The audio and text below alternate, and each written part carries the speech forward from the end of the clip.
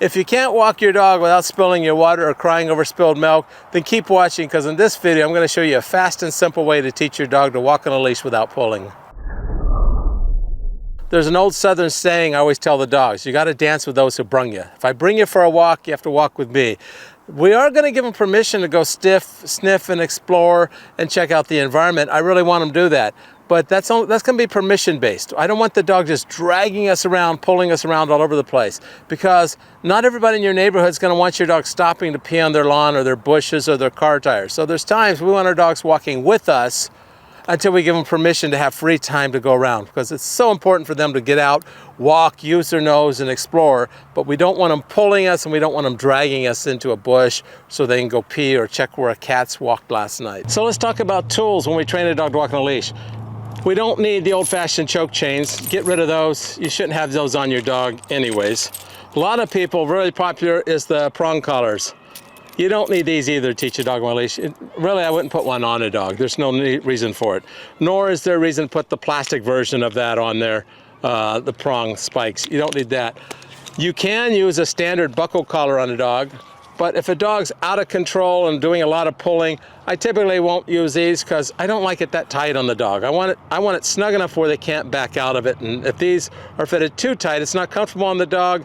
And if they're fit too loose, the dog can back out of this. So generally speaking, the only thing I'll use on a dog to walk on a leash is just a standard martingale collar. Because when we put the leash to it, we tighten it, it should be just fitted, just snug enough that they can't back out of it.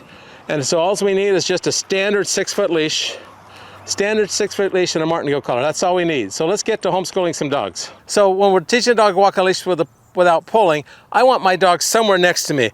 If he's too far ahead, he's probably going to get himself into trouble unless I've given him permission. I don't want him too far behind, or he can be like the kid in the back of the classroom looking around what he can get into trouble on. Understand though, with dogs, they can be a little bit ahead and still see us in their peripheral vision. If you're watching this video, most likely when your dog gets out in front, they pay no attention to where you're at. Dogs in general have between 200 and 270 degrees field of vision. So technically, they can be in front and still see us when we're walking on a leash. But if your dog's pulling, most likely they're not. And if they are pulling on a leash, they don't need to look to see where you're at, because they can feel exactly in the leash where you're pulling from. They know where you're at. So what we're going to do with loose leash walking is to build their peripheral vision skills so they're always watching where we're at so they can walk with us. It's not hill work where they have to be staring at us walking. I just need them to be aware where we're at, because if we slow down, I want them to slow down. If we speed up, I want them to speed up. If we turn, I want them to turn. Because we may want to slow down because there's someone else ahead crossing in front of us, and we may not want to run too close to them. Or we may want to create distance from somebody coming this way, so we may want to speed up. I want the dog to pace with us. And understand, it's very hard for a lot of dogs to walk at our pace, because we typically walk a lot slower than they like to walk. That's so dependent on the dog, because some dogs will have a naturally longer stride, they can cover more ground, and other dogs will have a shorter stride, and it's more comfortable for them to walk at our pace. But regardless of whether it's easy for them or not, they need to learn to walk with us until we've given them permission to move about. The way we're going to teach that is we're going to teach them to use that peripheral vision they have on there. Now understand, if you've got a boxer, they don't have a lot of peripheral vision because their eyes are more in the front of their face. So they can't be too far in front of us and still keep track of us. If you have like a sight hound, like a greyhound or something like that, they technically can be way up front. If they're paying attention, they can still see you back there.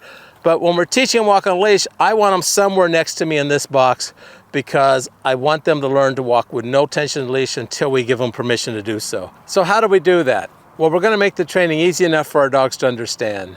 So I'm going to teach a dog to walk on a leash without pulling. I like to use the sidewalk or some kind of narrow visual path, because when we're walking, we're either going to be going this direction or we're going this direction. The simple way we're going to do that, as soon as the dog gets out in front while the leash is still loose, I'm going to lower my hand to the height of their neck, and I'm just going to turn around. What I'm trying to do is not jerk the leash. I'm trying to be as easy as I can. I don't want to jerk the leash. I just want to turn around and walk the other way. What I'm trying to teach them is, when you lose track of me in your peripheral vision, you're not walking with me, I'm going the opposite direction. And again, I'm going to be as gentle as I can, turning that leash and getting them to follow me, because I'm just going to pull them up to where I want them and then take tension out. If my dog goes sideways, I'm just going to guide them back to my side and take tension out and keep walking. The whole key is the only time I want them to feel tension is when they're in the wrong place and I'm guiding them to where I want them to be. It's basically what we call guided learning. I'm guiding them to the position I want them in and then taking the tension out at that point.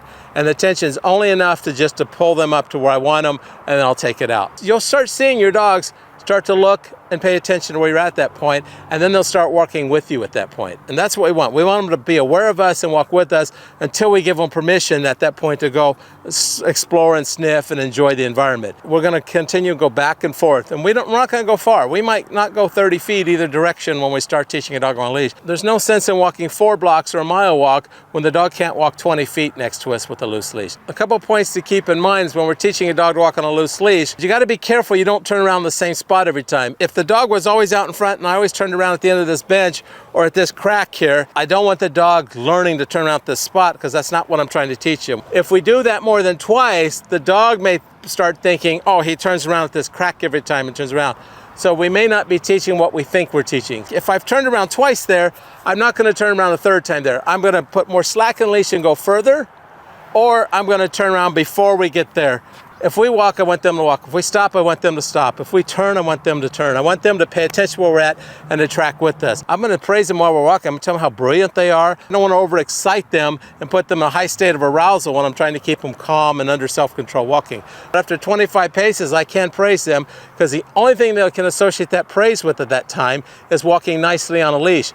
If they've pulled, or if I just turned around and they walk nicely and I praise them at that point, I may be praising them in their mind for sniffing over there or having to be pulled on the leash. So I'm only praising them after 20, 25 paces of walking nicely with us. So if you have a highly excited dog, whenever you're going to take them for a walk, don't take them right out the door and start walking at that point. What I want you to do is play with them. Play 20 minutes of fetch in the yard, or get them playing, get them moving around. Take some of that energy off before you go outdoors to try and teach them to walk on a leash.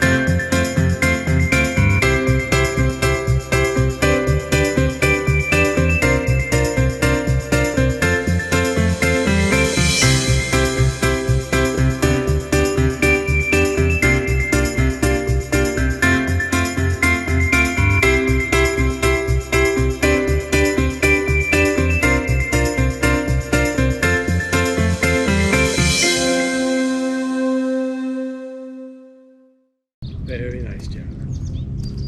Very good job.